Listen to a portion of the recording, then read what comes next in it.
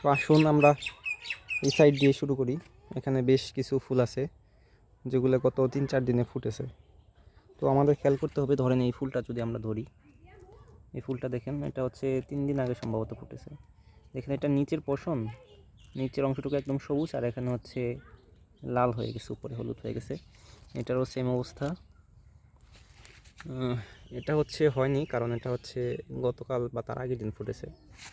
এখানে যেগুলো আছে সবগুলোই সেম অবস্থা। তো আপনাদের যেটা করতে হবে, এরকম যে ফুলগুলো হয়ে যাবে যে এখানে সবুজ আর উপরে হচ্ছে হলুদ, এটা দিয়ে মূলত ইন্ডিকেট করে ফল অলরেডি সেট হয়ে গেছে। তো এভাবে আপনারা আলতো করে চাপ দিবেন, নিচে একটা আঙ্গুল রাখবেন আর উপরে হচ্ছে বৃদ্ধা আঙ্গুলটা রাখবেন। এভাবে হালকা একটু চাপ দিবেন, দেখবেন এখান থেকে আলাদা হয়ে উঠে আসবে। তো এটা টান দিয়ে আলটিমেটলি সবগুলো ফেলে দেবেন। এভাবে এভাবে টান দিলেই সবগুলা উঠে আসবে, দেখবেন আস্তে আস্তে করে সুন্দরভাবে উঠে আসবে। যদি এটা 3 দিন কমপক্ষে ফুলের বয়স হতে হবে, 3 দিনের কম হলে আবার হবে না। এই যে দেখেন, এটা হচ্ছে 2 দিনের ফুল, এটা দেখে যে টান দিলে ভাঙতেছে না, ভাঙবে না এটা। এই যে এগুলো সব 3 দিন বয়সী ফুল, মানে আজকে হচ্ছে 3 দিন। এগুলো দেখবেন ইজিলি চাপ দিলে এই যে অটোমেটিক খুব সুন্দরভাবে